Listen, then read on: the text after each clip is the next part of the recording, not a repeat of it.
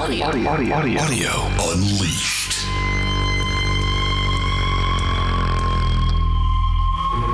All right, bud, we're recording, so we can roll whenever you want. Okay, this is Audio Unleashed, and I am Brent, and you are... Dennis.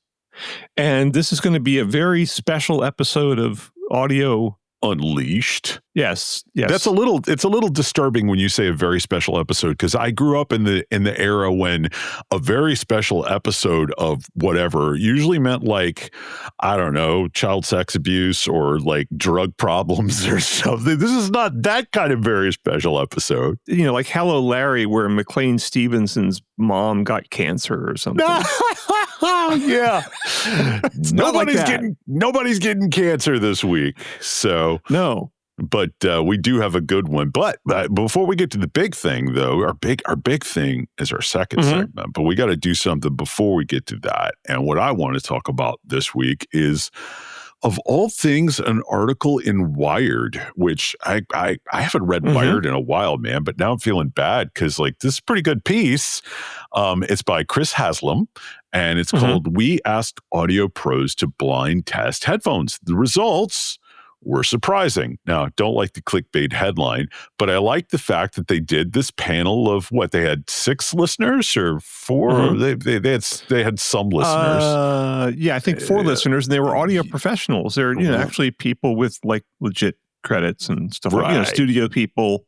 Yeah, and producers and stuff like that. And, songwriter. They blindfolded them and put these headphones on them, 6 different headphones, and we're not comparing, ergonomics. We're not comparing features. We're not doing EQ. We're just doing the sound of the headphones with the active noise cancellation, and we're using the same song, and how do they stack up? And I thought it was a really interesting piece that's going to give us a lot to talk about. I mean, there's some stuff in here that I'm like, yeah, I'm vibing with that. There's some stuff in here where I'm like, this is infuriating. It's going to be interesting to hear if we have overlaps in that department. But anyway, that's enough said about that.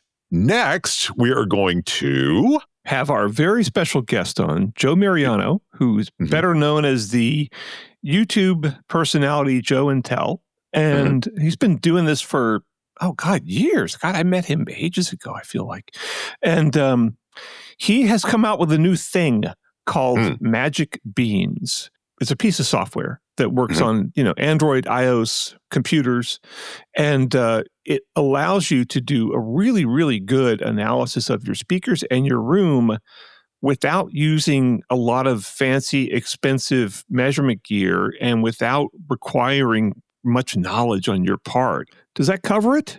I think it does. Well, I mean, it doesn't, but it's enough of a tease to sort of let people know what they're in for. Yeah. Okay. Good enough. Yeah. And then next, what are we going to do?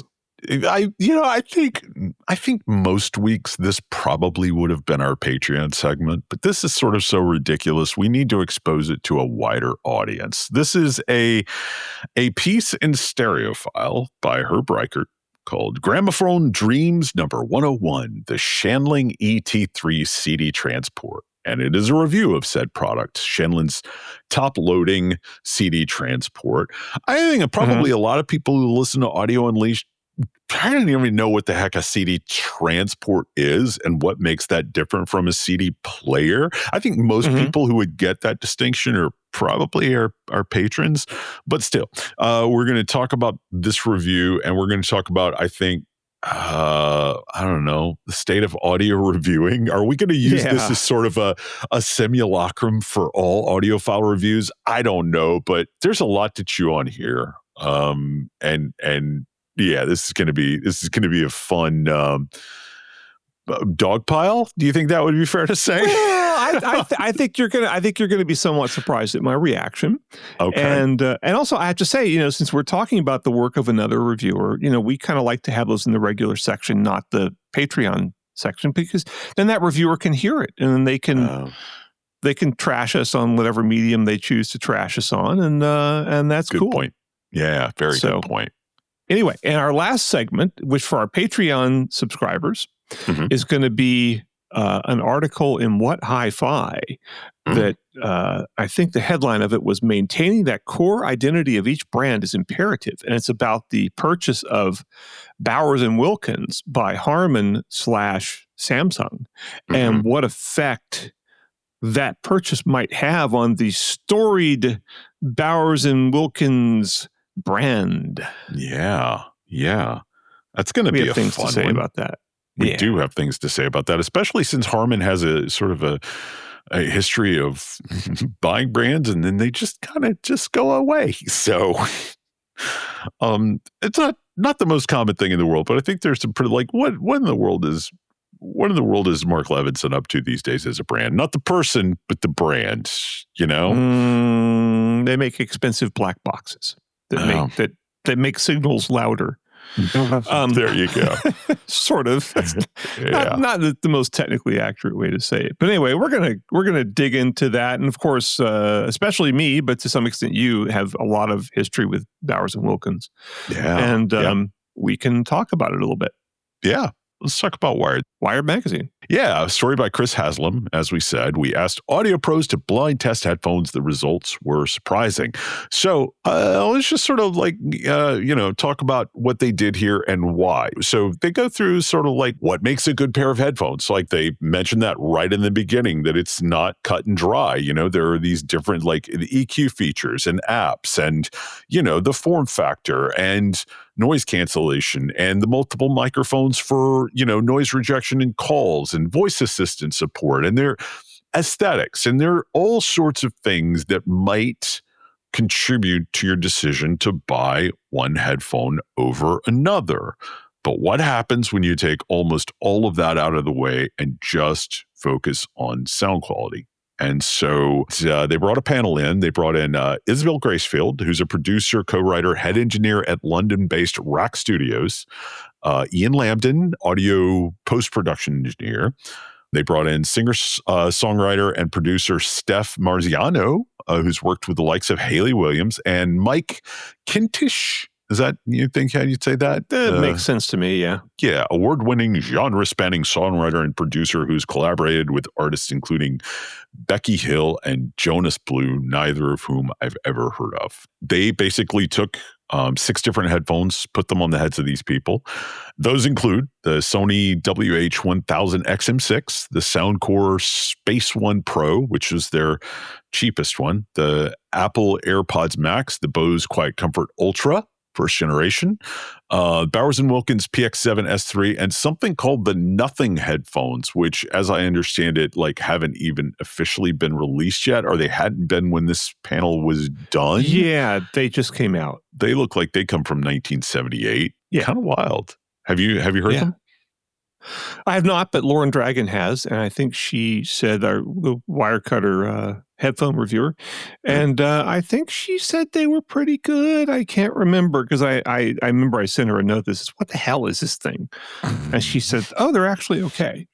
Something like that. I can't remember, but Anyway, nice. So there's a couple interesting things to point out on their testing process here. And, as our old friend Doug Schneider has pointed out many times very correctly, in the world of audio, some dude just sitting around doing sighted testing at not matched levels with no process whatsoever, that's completely valid. Whereas if anybody does any kind of, controlled testing, if even one little thing's wrong, the whole test has to be thrown out, right? And so that's one reason why people might want to throw this test out. They only play one tune, which is Blinding Lights by The Weeknd, which has is at the time was the most listened to track on Spotify. And they listened to it at, from Spotify at the then top data rate from Spotify, which is 320 kilobits per second, Ogg Vorbis. A lot of people will say, oh, the testing conditions must be perfect and blah, blah, blah. I actually disagree with that. It's like their whole point is, look, this is the way people listen to music. Yeah. And they got a point. I mean, it would certainly be nice to have played more tunes. I mean, Blinding Lights by The Weeknd is it's something, Yeah. But it's, I always, even if I'm doing pretty quick testing, I always play 3 different tunes. And, with different kinds of music that stress the product in different ways. But anyway, they got professionals Can I sort of pile on that real quick? Because like my biggest problem with it is like, what if you don't know that song? I've never heard that song before. And you could judge me for that, but like you could play that song for me and I would be like, I mean, this sounds fine, but I don't have a bass line. I've never listened to it on my reference. And maybe you say, oh, well, that doesn't matter. You should just be able to know whether you like the sound or not. But that's not, I don't know. No, I want to have heard this thing on gear that I know works well with a broad spectrum of music that I would listen to, So now, to be fair, these are all pop music producers, so they knew this tune. I know this tune. Well, you're a lot hipper than I am, so it's kind of like a throwback to 80s synth pop. Oh, it's an okay tune. It's maybe fine. I like it. Yeah. It's got a sort of pink noisy sort of spectrum. The spectrum is full. Mm-hmm. So this is probably a perfectly fine choice of tune. But anyway, let's move on. What did they think about these headphones? What they did was everybody ranked their headphones and then they combined their rankings and picked the best. Again, just in terms of sound quality. And the $199 Soundcore Space One Pro was a pretty clear favorite. And it was half the price of the next cheapest one there. Yeah. Wow. I found that really fascinating. And I haven't heard these headphones, but I kind of want to hear them, But I also thought it was very interesting how after they knew what they had picked, everybody started second guessing themselves. Like when they revealed the rankings to the testers, they were like, "Oh, wait a minute, the Sonys were ranked that low. Maybe we did it wrong. Maybe can we listen again?" So even after having made their definitive rankings, they wanted to fall back on sort of a consensus view of these things. I found that psychologically very, very interesting that they weren't just like, wow, great, the Soundcores are awesome. There was almost like a sort of consternation about the fact that the Sonys ended up so low in the ranking. Look, reviewers have reflexively raved about the Sony noise canceling headphones for years, right? Ever since Sony surpassed Bose in noise canceling, more or less. I guess about 5 years ago. But I've measured all of these except for the Nothing. I kind of, to some extent, agree with. I mean, I kind of don't like these sort of headphones that much. But I like, why? I they're just kind of bulky and big, and I don't like traveling with them, and they get to be uncomfortable. I just prefer, earbuds. Probably my favorite of these is the AirPods Max from Apple, because they sound good. I give them a 7.5 out of 10, and they're pretty comfortable. And the noise canceling is mind blowing. I mean, I think it's the best noise canceling I've ever measured from headphones. Wow. And although that you can get eardrum suck from it, that's the only problem. Is they're not adjustable like Bose makes theirs. I like all the Bose stuff is honestly. People are going to think I'm an idiot, but all the Bose stuff is pretty good. Yeah. And, if you can turn down the noise canceling, the Bose stuff with the noise canceling cranked, I cannot even put them on my head. The eardrum suck is so bad. Wow. But that's just me. That differs from with different people. But, you can turn it down. I'm glad they did this with all these headphones because this is what I consider to be the mainstream headphone that quote unquote normal people buy. And, noise canceling headphones, and they want to put them on when they're studying or maybe when they're on an airplane or who knows what. I was so thrilled that they did this. And it's so unusual for publications to do blind headphone testing. And I guess I don't remember that I've ever, only in a couple of isolated situations have I ever tried to do this by actually like putting the headphones on someone and taking them off of them and blindfolding them. I have done that a few. I did it with Lauren because I got a picture of her with a blindfold on, wearing some headphones. So I have done it, but this is a hassle, and to get pros in there. Yeah, I mean, it's hard for me to get anybody to do my listening tests. Yeah. Well, they're wired though. They probably got a bigger budget. Well, that's true. And it's quite possible that they, paid these people a little bit of money to come in. Or maybe it sounds like it's all from England. So maybe they're all in London or somewhere and the people could just hop on the tube. Yeah. and be there. It's sort of like, New York. It's easy. It's actually easier to get people in New York than it is in Everett, Washington. Yeah. So I have to say, my favorite part of this article was the discussion about the Bowers and Wilkins PX7 S3, and I what's funny is I found myself sort of like having my favorites among the panelists just from reading their commentary. But like talking about the Bowers and Wilkins PX7 S3, I love this. It didn't start off well with Gracefield pleading, no, I don't want to listen to them anymore. The low end is bad. Oh, that's bad. And I was like, yep, that's yep. But then it follows with Lambden is much more complimentary. Those are nice, he says. Not as bright as the previous pair, which were the nothings, but I slightly prefer that. I don't know if it's because mid-range starts forgetting your ears a bit when you're older, but I enjoy that balance. I don't really understand what that meant, but I just thought it's just funny to hear somebody have that visceral reaction to the Bowers and Wilkins that's sort of similar to my reaction to them. This takes me back a little bit because like kind of nobody does this anymore, hardly. Wirecutter does it to some extent, but it's not blind. I don't know anybody else who's doing this. And it used to be like when you had, the magazines or the magazines that morphed into websites like Sound and Vision. Sound and Vision, when I was working for them, we did a lot of blind tests like this. And they would say, just do blind tests of some bookshelf speakers. You get different people's opinion and and the reader starts to realize like, oh, people's opinions of these things do vary a lot, don't they? Yeah. Then you start to have a more nuanced approach to audio and don't think, oh, this reviewer's wrong. Yeah. Because, I find the Shandling CD transport to be too grainy and lacking in inner detail, lacking in texture. Whatever. There's a lot of that in the comments section of this one, though. A lot of neckbeards are in the comments section here going, well, you didn't discuss which codec was used in the Bluetooth, and that's much more important to sound quality than, which streaming service you used. And boy, is it not. It is not. Yeah, I know, right? It's just a lot of people with very, very confident opinions that are absolute nonsense. Yeah. So, but there are a couple of people are bringing up Floyd's book and a new chapter written by Sean Olive. Like in a Wired comment section, people are talking about Floyd and Sean, and I was like, oh, good, okay, didn't expect that, but I'm here for it. Yeah, good job, Wired.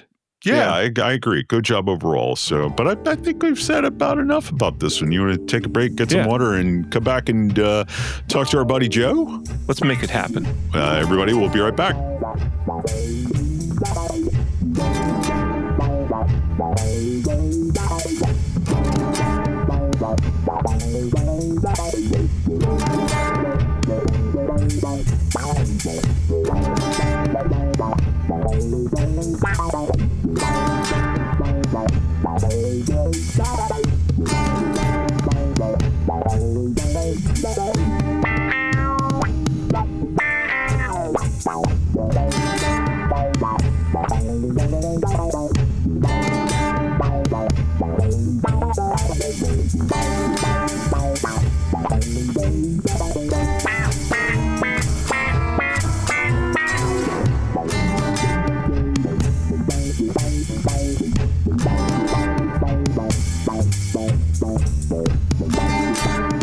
And we're back. This is Audio Unleashed. And we are here with our first guest we've had in a long time. And it's a guy named Joe Mariano, who's never been on the show before. He's a YouTuber. Is that a fair statement? Yeah. Yeah, he's one of the guys who actually has a vision for what he wants to do with his life and has some business sense, unlike the host of this podcast. So, yeah. Anyway, and the reason Joe's on, well, it's nice to have him on regardless, but Joe has, I guess, invented, is that the word? Created, whatever, shepherded, a new audio thing. And it's a combination of a measurement system and a calibration system. And Dennis, I'm starting to stray outside my expertise here, so correct me if you like. Well, I think it would be fair to say it's combination speaker measurement system and also a system that allows you to calculate the proper target curve for your room for use with room correction systems like Dirac. So, when you go into something like Dirac, you've got your target curve. Like, this is the frequency response that we're aiming for. And typically speaking, you're like, there's a measurement, and how far do your speakers deviate from this target curve? Well, that's all well and good, but if you're starting with a bad target curve, you're going to get bad results. And one of the many things that Magic Beans does is figures out the right target curve for your room. Do you think that's fair to say, Joe? I guess. Yeah, I guess you could say that's one of the things that I do. Okay, so let me ask a question. Let me try to pretend like I'm a journalist here.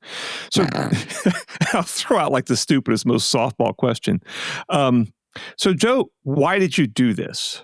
When you guys asked me a while ago if I wanted to be on, I said, you know what? I want you to try it first, and I want you to ask me like hard questions. We're going to, but we need to understand the motivation first.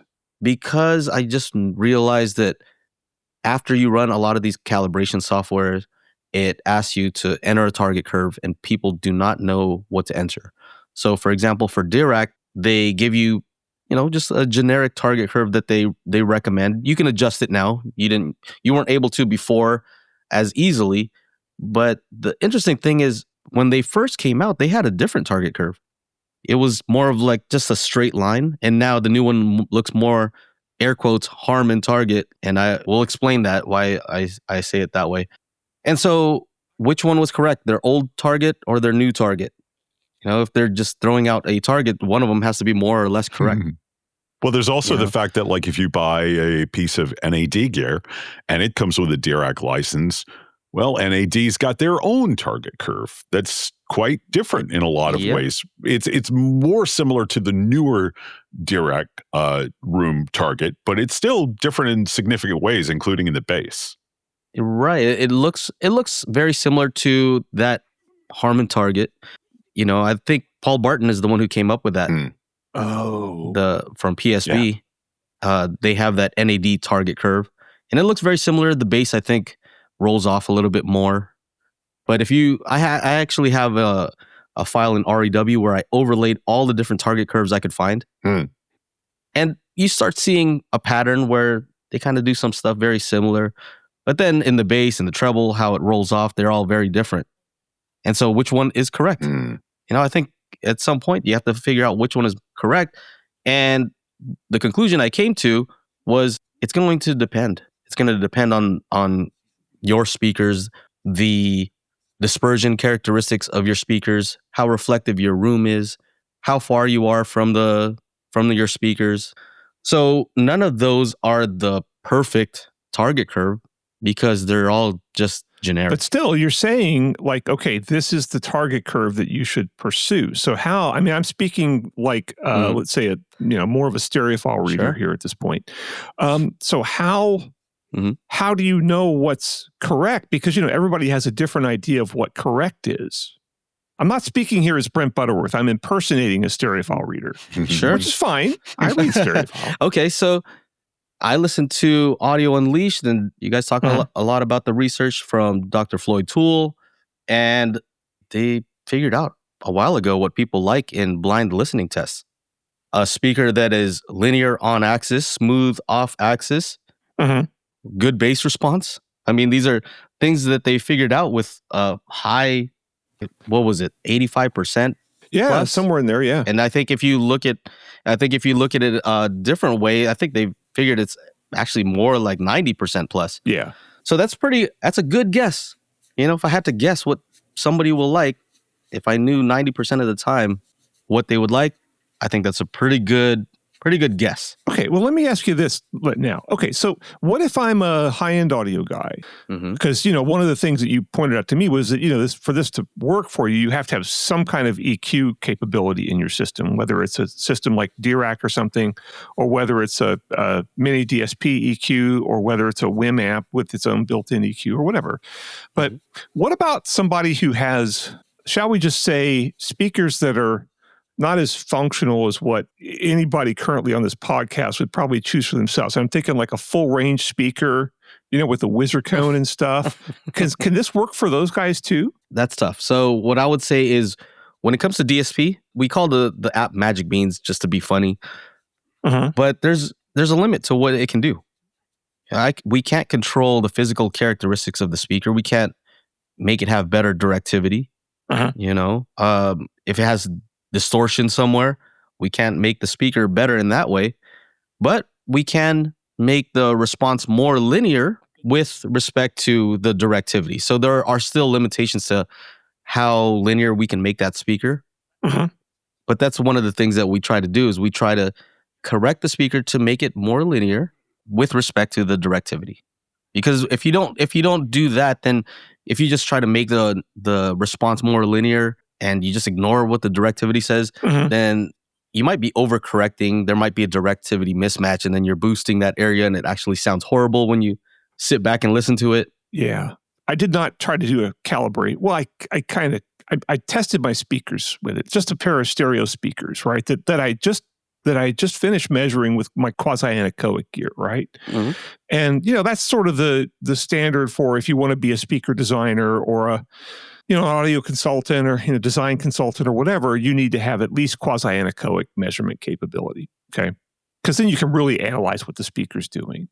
And so I had good measurements, top pro quality measurements, and I tried this thing, and I was skeptical, frankly, because I'll go ahead and describe the measurement process, and correct me if I'm wrong.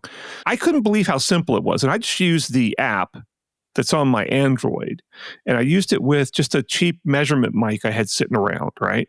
Like it was like the Behringer one, the ECM 8000, I think it's called, and whatever like Focusrite interface I just grabbed. So I couldn't even do the proper calibration or anything like that. I just kind of did it to see what was working.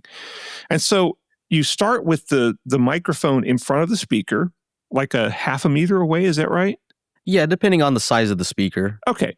And then you slowly pull it back over the course of, what was that, 15 seconds or something? In 10 seconds, you move the microphone straight back. Right. You move it straight back to where like a meter away, right? And then you go back to your listening position and you kind of just slowly wave the mic in a small circle, like about the size of your head. Yeah, and this is all while playing periodic pink noise. Right. And then I just used the pink noise off of I had my Roku plugged in and these things were plugged into my TV. I was that lazy. And I just went on YouTube and got like what looked like some credible pink noise. It's the guy who said, pink noise for testing speakers, not pink noise for, sleeping. And I had the worst, laziest test conditions. And then I looked at the results. I'm like, this looks like what I measure with my quasi-anechoic gear, with a, half an hour long setup and a lot of splicing and a lot of messing around and doing quasi-anechoic speaker measurements is really, really hard. I mean, it took me years to learn. And, I was shocked that like, I looked at your results in the chart and kind of like, this basically just looks like my measurement. Yeah. So, it was able to find the flaw in that speaker that my measurements had found. And it was otherwise, and you said like, oh, this is a good speaker. And, I was like, yeah, it is. It's going to become one of our Wirecutter top picks. And I was just so thrilled that like with this just as simple as it could be measurement technique that took me almost no setup time and like a minute to do, I got a really good measurement. So I just wanted to say that after that, once you get past that, I don't know what the hell I'm talking about. Well, I think that's an important place to start though. So we do want to know what the speaker itself is doing. I do review speakers, and my buddy Aaron with the Clipple, a lot of times we might review the same speaker. And so I was trying to find techniques that I could do in room that were reliable and repeatable. And so that's why we use this moving mic measurement. And when I overlaid some of the speakers that I reviewed over the Clipple, I was satisfied. I said, you know what, I'm not designing speakers. I am using this for either calibrating or just getting an idea what the response of the speakers are. And I was happy with it. Of course, it's going to depend on the accuracy of your mic. The other thing that we are looking at that I'm very impressed with, I'm happy with myself that we were able to figure some of this stuff out, is we were showing the directivity information. And we don't call it, when you look at those clippal measurements or anechoic measurements, the CEA 2034 measurements. Yeah. I don't know, is it CEA or CTA now? I don't know. Now it's CTA 2034. They changed CTA 2034. Okay. Better known as spinorama. Yes. The spinorama data.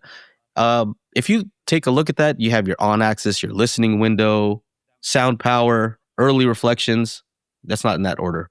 Mm-hmm. And then below that, you see your sound power directivity index and your early reflections directivity index, which for those who aren't that familiar is just looking at the relationship between the on-axis response and either of those two measurements, either the early reflections directivity index or the sound power. Mm-hmm. To be specific, I think they changed it so it's not on-axis anymore. It's the listening window that they compare it to now. Yeah. So listening windows, 10 degrees up and down? I forget the exact number. Something like that, yeah. Anyway, basically we want to know, how does the direct sound that's coming from the speaker, how does that relate? How does that sound compared to the sound that's going off to the left and to the right and above and below? Yeah. Because we know that when you're sitting in a typical room, you're not just hearing direct sound, you're hearing a combination of direct and reflected sound. So the more similar those are, according to Dr. Floyd Toole's research and my own findings, is the more similar they are, the more you can figure out what's a reflection, what's not. And when the sound is very different, you're like, what is that reflection? What is that? So anyway, where was I? You were on audio and I leashed. think I was just saying that yeah. I think I'm just saying that we can show directivity, but we don't call it sound power directivity and we don't call it early reflections. In the app, it's just called in-room directivity because it's reliable up to a point. There's the transition region. Above the transition region, I would say I can overlay that over clippal measurements and you would be surprised how closely it overlays. And for our listeners who don't know, the transition region is? A lot of people like to say Schroeder frequency. I say Schroeder frequency. And I used to say Schroeder frequency until Dr. Toole, I was on the phone with him and he corrected me. He's like, there's no such thing as that in, a typical home. I guess it's more for like large venues where you use the term Schroeder frequency. Huh. Okay. Okay. So good to know. He corrected me and said, it's more like a transition region. Okay. So anyway, in the room, I would say there's in the higher frequencies, you are hearing the direct sound and the reflected sound, like we said. Mm-hmm. We have two ears. We have binaural hearing, right? Mm-hmm. So we can figure out where the sound is coming from, Haas presence effect, right? Where the direct sound is coming from, and then we can determine what is a reflection or what is not the direct sound. Right? We can separate those two out. A microphone can't really do that. Yeah. A microphone hears both sounds and it says, okay, I guess this is the sound. There's no timing reference, there's no time difference, and there's no brain. What was the question? Sorry. It's Dennis's turn to ask a question. Oh, it's you were asking about transition region. Yeah, we're already past the point of Brent's expertise. Now we're into like, what do you do with these curves? And that's right. That's the Dennis area. Yeah. So transition region. So above a certain region, we are able to differentiate what the difference between direct sound and reflected sound. It's high enough in frequency, but then there starts to become a point where, let's say in the bass, they are inseparable. You can't tell the difference between what is coming from your sub and what's a reflection from the room. They're just together. What you hear in the room is basically the sound that you get. You can't separate them out. But then there's a transition region where it's not, it's not an on and off switch. It blends from one to the other. And that's something that we actually detect in our measurements. We can start to look at that and try to figure out where is the transition region in the room, because we EQ the higher part differently than we would EQ the lower region. So that's some proprietary stuff. I know a lot of people ask, like, so how do you do it? We have to keep some stuff to ourselves. Well, that's actually one thing that I wanted to talk to you about, Joe, because going back, nearly a year when you and I were really first starting to have serious conversations about magic beans and everything, you and I were having a conversation and I was telling you how I sort of do my own target curves for Dirac. And basically what I do is I understand now, and I'm not going to argue with Dr. Toole, but like calculate what the Schroeder frequency would be for my room, go 2 octaves above that, and that's generally where I set a max filter frequency. Like I don't do room correction above about 2 octaves over the Schroeder frequency. So I guess that would be out of that sort of transition region.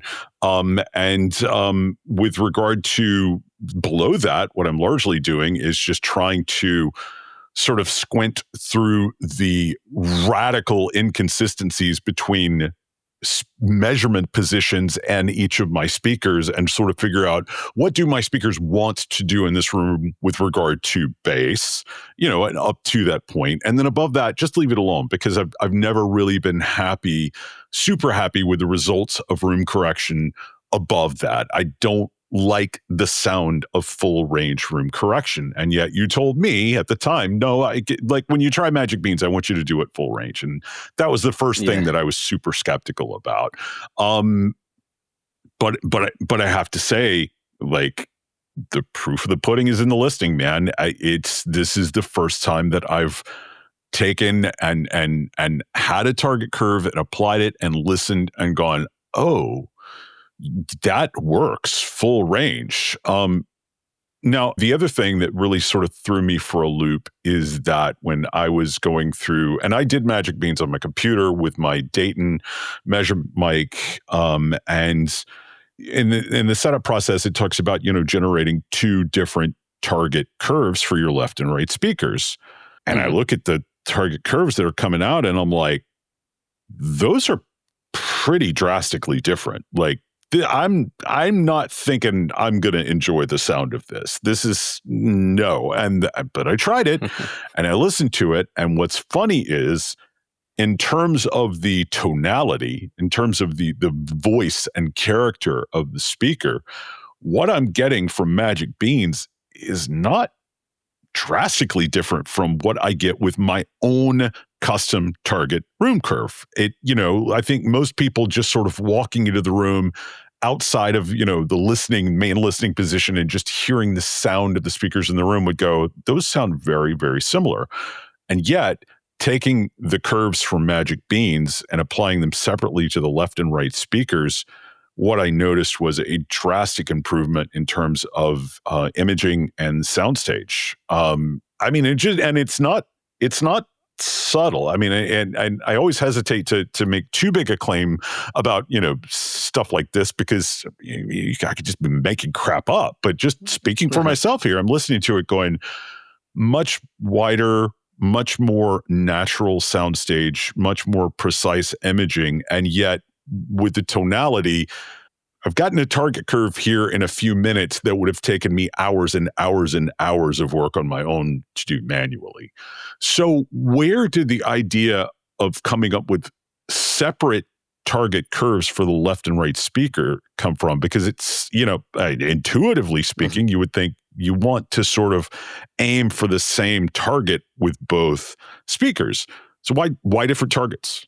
I think what you'll notice, and this goes back to some of the stuff we were already saying, if you were to remeasure those speakers near field, you'd find that they actually measure more similarly than maybe they did before. So what ends up happening is when you run a typical room correction, you said you don't like to run full range with most room correction. And it's because they're trying to make the steady state response, so the response with the direct and the reflected sounds all mixed together, for each speaker, they're trying to make those 2 sound the same, even though our ears don't exactly work that way. We're able to determine what's the direct sound. So if you were to take a look at, let's just say Dirac. I really like Dirac. I think they do a great job. I do too. So if you take one of their generic target curves and you measure each speaker near field after it's applied its EQ, you'll notice that it's actually the opposite. Each one of those speakers are going to measure differently. Yeah. So that's kind of weird. Yeah. Right? Yeah. If what we hear is the direct sound, then shouldn't the direct sound from each speaker be more similar? Interesting. But how did you arrive at that? Was that just experimentation, or was there theory involved? Like, how did you arrive at that conclusion if that's not too proprietary a question to answer? It just kind of makes sense. Okay. If I'm looking at some of the research, I look at what Dr. Toole says. I keep referring back to him. But he did a lot of work to figure this stuff out. Yeah. Why throw it out? Why start over? They figured out a bunch of stuff. Yeah. Right. So, yeah, just to answer that question just quickly, is they figured out that a neutral speaker is preferable. Now, like I said, we can't control the directivity. That's the other part of it. But if you have a speaker, some speakers actually have pretty good directivity, but for some reason, they've chosen a frequency response that may not be as linear as some other speakers. So we can use DSP to kind of treat those more like studio monitors, and we can make them more linear. So that's the thought process. Why not use the DSP that we have to make these speakers more accurate? One other technical question I had, and I guess this would sort of cover both my and Brent's domains, but I'm very curious about this sort of the measurement process, the recording process. You can do the recording with the app in Android or iOS, or you can do it in your computer with a good measurement mic, and you can upload the calibration file and everything, which is what I did. I have a calibration file for my Dayton Audio mic, but I'm really curious about something because I remember when Sonos first came out with their quote unquote room correction system. What do they call it? True Play, something like that. It was only available in iOS. And the reason it was only available in iOS is because they said, like we understand what the microphone in an Apple phone is going to do, right? But with regard to Android phones, every one of them, the microphone has different characteristics. So I'm wondering if you ran into that with the development of this app, and if so, like, is it just not enough of a difference to matter? Has time moved on? Or Android mics more consistent? Or like, what's going on there? We recommend using something like a UMic 1. Most phones have USB-C, so get a new UMic, and at least we know that you have a good starting point. Now, what you're saying is true. There's definitely more variation when it comes to different Android phones. But what I think is kind of interesting is with what we're doing with Magic Beans, we are also looking at differences. We're looking at the delta between the near field and the main listening position response. So if your mic has a wonky response, it's going to have that consistent wonky response, whether you're measuring the speaker near field or at the main listening position. So the derived room response, we were talking about room transfer function, basically saying what has the room done from that near field response to the main listening position? Like, what has changed here? If I use a calibrated mic versus if I use, a bunch of different phones, I've tried a bunch of Android phones and iPhones, things like that. The end result, the difference between those two is very consistent. Yeah. Right? Because we're looking at changes. Yeah. So we can come up with target curves, which is, this is what the room has done to the sound. And if you run Dirac still relies on using a calibrated mic. Yeah. So if you put in a target curve, it's going to use its measurements to figure out what the raw response is, and then it's going to conform to this target curve that you set. But if you use something like a mini DSP where it doesn't do any measurements of its own, then we're really relying on the measurements that we took to provide the correction filters. In which case, we can't use, just some random phone. Yeah. Because we don't know the starting point. The actual measurement of the speaker is unreliable. Yeah. One thing that's cool about using a UMic 1. Yeah, those are like $110 or something, right? They vary, but they have a serial number on them. And if you just type in that serial number into the Magic Bean software, it'll automatically download the correct calibration file. So if you have the mic and you have the number on the mic, then we'll go and fetch it. Yeah. Wow. Yeah. Trying to make it as easy as possible for people. What's the price of this? Can you, on the different versions and all that stuff? The standard version is $249, and then we have a pro version that is $399. And there are differences between them. One is more, like it says, for pro calibrators, and they can calibrate up to 128 channels. And also, one of the features is that you can export directly to REW from there. So we export text files where it'll show you all the measurements that you took. It'll show you the correction curves that are applied. It will show you that export that I showed you, which is like a spinorama style measurement with the directivity. It just shows you more information, because if you're a professional calibrator, you might look at that and say, hey, you know what? I actually see a problem. That happens all the time. We'll say, you know what? Actually, your tweeter over here is not working. Or you were actually sitting in a null, sir. So we cannot, there's nothing that we can do. You actually just have to move your seat forward or back. Wow. There's certain things that we can't fix. If somebody's sitting in a null, there's no amount of DSP that's going to fix that. Yeah. Now, do you get, if you pay the, what is it, $299 or whatever it is, do you get like just the iOS app or the Android app or the computer thing, or is it kind of a universal license? Yeah, it's cross-platform. Okay. So it works Android, iOS, Mac, and PC. Cool. And, Sorry, Linux. Yeah, I was about to say, when's my Linux version coming? Poor Dennis. Oh, man.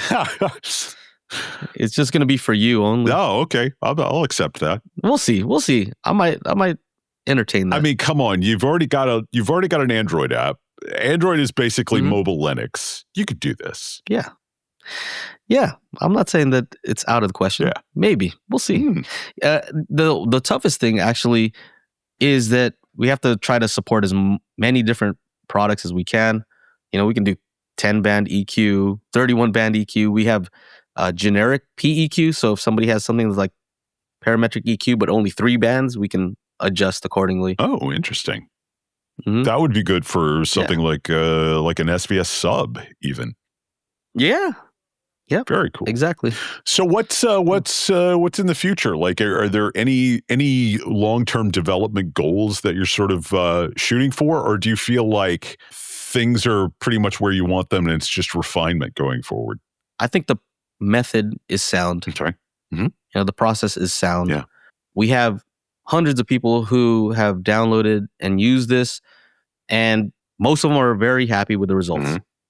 I do remote calibrations for people, and I'm not able to. I was about to ask about that. Yeah, it's like, I mean, you've got the data here. You can make the recommendations. Is that a sort of big part of the sort of long-term goal for the service, or how many people have sort of signed up for that so far? The remote calibrations.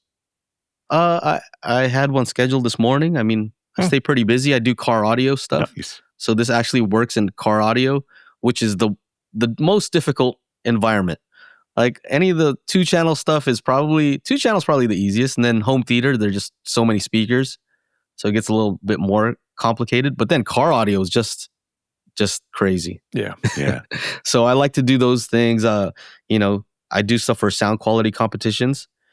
And I actually use Magic Beans on my van. I have a minivan, and I entered my first competition.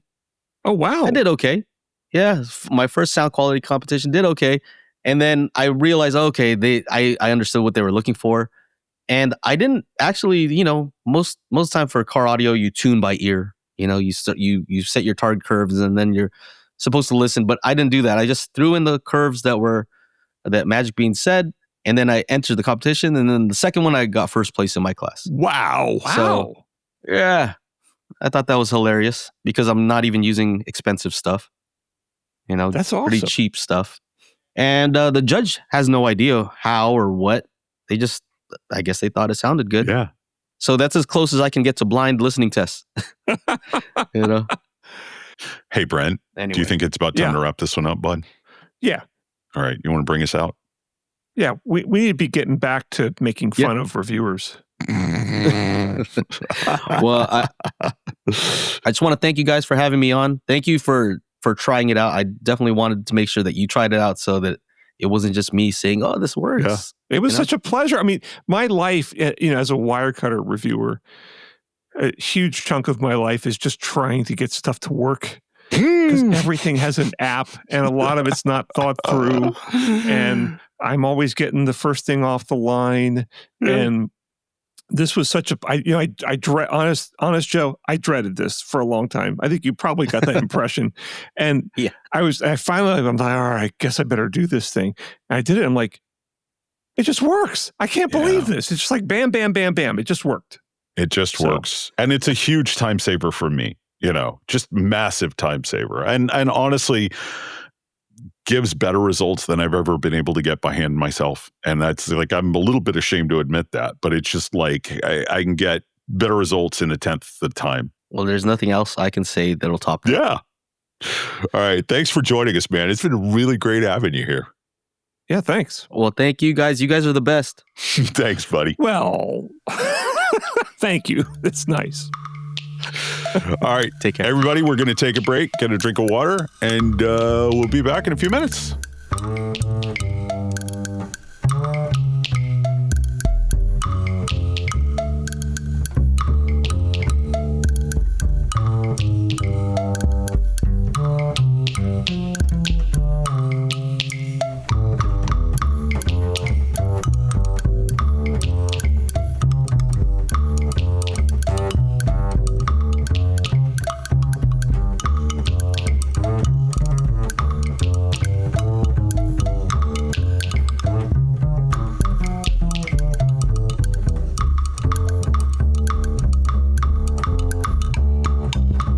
And welcome back. This is Audio Unleash, y'all. Nice. I like the y'all. That's a nice touch. That added a little Southern authenticity. It did. Anyway, this time around, speaking of authenticity, we're talking about a review by Herb Reichert in Stereophile. And goodness gracious, this is one of those times where I'm really, really sad that Stereophile doesn't have a comment section anymore. This is a review. Herb's got his regular column, Gramophone Dreams, and this is the 101st installment, I guess, the Shandling ET3 CD transport. Now, as I said in the intro, I'm guessing there are probably a lot of Audio Unleashed listeners who are like, why are you calling a CD player a transport? Okay, so there's a little, let's do a little vocabulary lesson here for the normies in the audience. A CD transport is a CD player without the DAC, okay? You need something else, be it your receiver or preamp or something like that, to actually do the digital to analog conversion, so it can be processed and amplified and volume controlled and all of that. The CD transport is just basically taking the data off the CD and, delivering it to the DAC, hopefully with, good timing and such and not much noise. And there you go. So it's again, I mean, I think that's the simplest way to put it, is a CD player without the DAC. Shandling ET3 is a gorgeous little piece of kit. And I got to tell you, buddy, if I were in the market for a new CD player right now, I think this thing would be high on my list, but not because it does a lot more. Yeah. It does a lot more than CDs, we have to point out. It does, yeah. So what else does it do? It has a USB, input and output, so you can plug a solid state or a disk drive into it and play music off of that. It's got a little screen on the front for the interface, so it's not. This is a long way from just being a CD player. Well, that's true. And it has like every digital output I can think of, and it's got AES, it's got Toslink, it's got SPDIF, and USB, and I2S through HDMI. Right. I mean, this thing is feature packed, and it's only $900, and it is just gorgeous, just absolutely gorgeous. Yeah. I love this sort of top load thing, and it's got like you put the little lid, you pick the lid up and put the lid down, and I'm kind of in love with this product, and but man, the reviews. The review went right off the rails pretty quickly for me, when he talks about the fact that the ET3 uses Philips's notoriously musical SLA 7824 CD drive what is it? What is a musical CD drive? How does a CD drive sound musical? What does that even mean? Well, it's really quite simple. Mm-hmm. Every time you put a CD in this with music on it and connect it to a DAC or something, then to, amplifier and speakers, music guaranteed music will come out of it. Therefore, it is musical. It's more musical than, say, a brick, or an onion. All right, those are unmusical things. Compared to those items, this is an extremely musical product. I mean, I would say it's notoriously musical. Like, when you show this to people will be like, "Oh, that thing plays music." Yeah. I guess Herb doesn't think much about the Sanyo HD850 laser pickup, though, because it doesn't get any superlatives. It's the notoriously musical SWA7824 CD drive and a Sanyo HD850 laser pickup. I guess it's just like laser pickups are just interchangeable in Herb's mind. So, I don't know, man. But this was, you sent this to me, and I think your reaction was a lot stronger than mine. But I was just like, oh, finally, they're doing some more over-the-top audio reviews again that are just like off in the stratosphere. I kind of miss this sort of thing. Why though? Is it just like entertainment value, or like what? Right. You know what I thought? I gotta say, here was my, after reading this whole thing, here was my main thought is like, this is a $900 product. And if I was the editor of Stereophile, I'd have been like, this thing's only 900? And like, this must be 6,000, 7,000, 8,000 words just effusing about how incredible this thing is. Can we save that for like the $20,000 transport? And kind of bring it, take it down a little bit? Because where do you go from here? But like, what were some of the phrases in here that really, besides the notoriously musical transport? Oh God! Here we go. Here's, and I'm jumping to the conclusion, but it's just like order of things that stand out from my mind.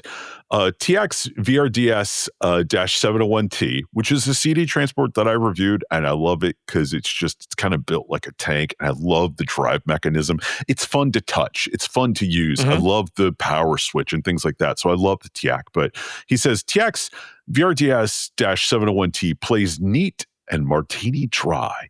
It's my reference transport because it exposes clearly the sound character of whatever DAC it's connected to, which I kind of agree. Like, the sound you hear is going to be the sound of the DAC. Yes. But then he follows that by saying, in contrast, Shandling's ET3 plays wetter with Florida detail and a little splash in the puddle exuberance, which may or may not be accurate, but I found its punchy vigor, spirited momentum, and carbon arc lighting quite seductive. I don't know what any of that means. Like, what is it? Did they add reverb to the CD transport? Is that what he's talking about? It also says its sunshine bright sky was polarized, UV filtered, and cloudless. I have no idea what that means. No idea at all. But that's why I kind of revel in this. You know what it reminds me of? Did you ever read the Jonathan Skull stuff when he was writing for Stereophile? Yeah. It was so great. And and he only, well, I shouldn't say only, he reviewed a lot of way out there products. And he reviewed the Shunmuk discs, which are like these little like wooden discs that you would like place on top of your speakers, or you would even place them like a little rack just sitting freestanding in the room and let them do whatever they do. And he would just review all these preposterous, mostly, or certainly a lot of these really preposterous products that you're just looking at this going like, oh, this is so stupid. Yeah. But he just there was so much joy in what he did. And there was just so much glee in it. And so even like the hardcore measurement guys and the speaker guys who like were totally nuts and bolts and would never give any credence to what they saw in Stereophile, except for Atkinson's measurements, would talk about this stuff, and everyone just loved to read it because there was just so much sort of joy and fun in it. And I mean, I know Jonathan pretty well. I dined at his lovely apartment in New York a couple of times, and no, we probably went out to eat, but I hung there, and he's just the greatest guy. And And he genuinely, I think he was a little skeptical, but I think he also believed in the stuff. And he had a preamp that was, if I remember correctly, it was 6 separate components. For one, it took up an entire rack. So it was like left and right channel preamps, left and right channel power supplies, and left and right channel phono pre. Wow. It took up a whole rack. He just had, but his system sounded really good. It was like Avalon Ascent speakers or something, and I think it was like a Jadi amplifier. But it was, anyway, but this has some of that spirit. And like I've criticized some of what Herb writes before, because sometimes he'll say, oh, the speaker's incredible, and then Atkinson will show like it's got like a 4 dB boost in the treble. It's not mentioned in the review at all, and even Atkinson will say, well, I don't know why you didn't hear this. Yeah. But yeah, and then he'll, and then he and also, well, the thing that really bothers me is like Herb, talks about, we need to find measurements that tell us how things sound. It's like, maybe if you did some measurements, maybe if you actually looked at the scientific literature on this, you would realize that we have that. Yeah. Anyway, but that kind of, and as a measurement guy, that kind of bothers me. But I actually kind of enjoyed this. It's like,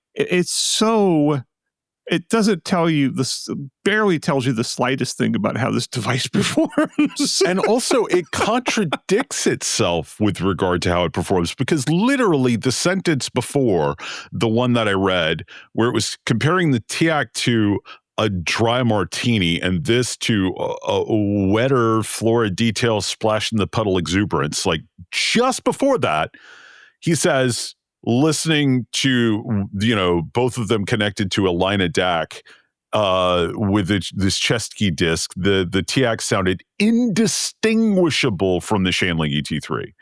So which is it? Are they indistinguishable, or is one a dry martini and the other one is a wet acid trip? Like it's those two thoughts are just not, they can't both be true. Can they? What am I missing? Since this is Herb's column, I mean, a lot of times you've been an editor, and a lot of times, if it's somebody's column, you just kind of let them run with it. Yeah. I mean, God, I edited Steve Guttenberg back in the day, and all I ever did to his stuff was try to make the punctuation consistent with the style of whatever publication I was working for, which was a chore. Yeah. But, I never really changed anything he did. I never questioned it, even though I often didn't agree with it. It was always entertaining and it was fun. And so I think they probably just let him run. And they got to have, look, Stereophile is always going to have, a dancing bear. Yeah. So, and you're a bear guy, so you know about that. It's true. I am a bear guy. You are. You had a bear as a pet, right? No, not as a pet. She was my best friend. When I was growing up, my mom worked for the conservation department, and her best friend was in charge of, he was the keeper of all of the animals that, like, when you would go to the state fair and they would have, animals in cages and things, like, he kept them year round and then would take them around to state fairs. And my mom would just go and, like, sometimes when she had to take me to work because my babysitter wasn't available or something like that, she would often just take me and leave me with Paul. And there was one day when, like, Paul had to go take a call and he was like, don't move. And of course, the instant he walked out of the room, I crawled into the cage with Rosemary. She was a black bear. And just sort of, I was Little Spoon and she was Big Spoon, and she was my best friend until she had a cub of her own, and then she wanted to kill me. So I lost my best friend because she had a baby. So, well, that happens with humans too. So, good point. Good point. Anyway, yeah, but you mentioned the carbon arc. The whole carbon arc immediacy. And then he goes into a big long tear about, carbon arcs generated the high temperature luminosity, the blah, blah, blah, blah, blah, blah, blah.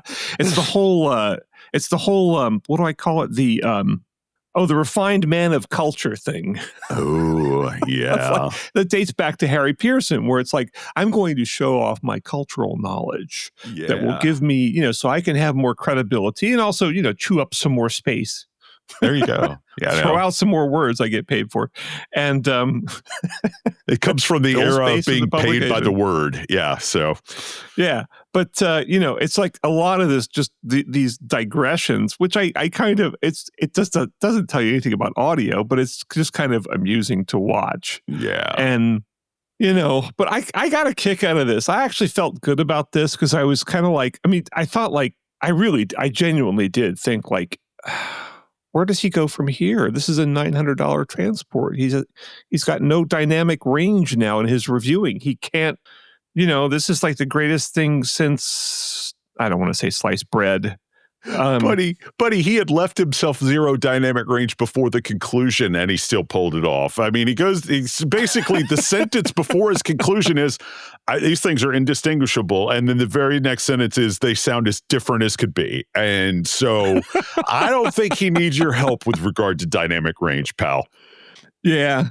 But anyway, it was just funny. I'm kind of glad Stereophile did this. They're kind of bringing back the old days of just completely off the wall audio coverage that doesn't, or it does have elements of like, timeshare salesman kind of in it too.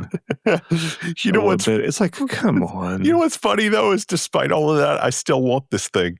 It looks like a really cool product. Like if like a lot of the stuff that appears in Stereophile, I could take or leave, right? Mm-hmm. But this thing, I'd be like, yeah, I could use that. It's funny though, because Shanling is an interesting company because I hold in my hand right here the Shanling, I don't know what this thing's called.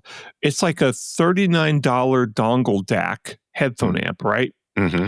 And like I said, $39. It's just it's a thing with a USB-C connector on one end and about a 2-inch cable, and then a little sort of canister that's about 3/8 of an inch in diameter and about 1.5 inches long. And this thing will power Hi-Fi Man HE6s, which is probably the most notoriously insensitive headphone on the market.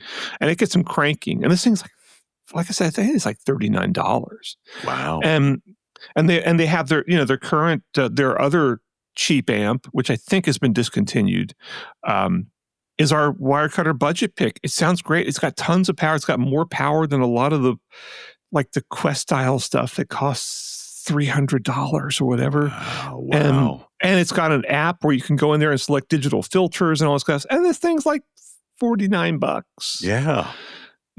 So it's a really interesting company. I'm really this is such a great time really kind of to be a high-end audio person, because all these Chinese companies are coming in and they're really innovative, and they're coming in with innovative stuff at not crazy prices. Oh, I changed my mind. I don't want this CD transporter anymore because I'm looking on their website and I just found a CD player with VU meters. And we all know for a fact VU meters make everything sound better. So true. I want that one. Yeah, and why do you need VU meters on a CD player? Because they make everything sound better, Brent. Did you not just hear me say they make everything sound better? Well, it gives you something to watch. It's true.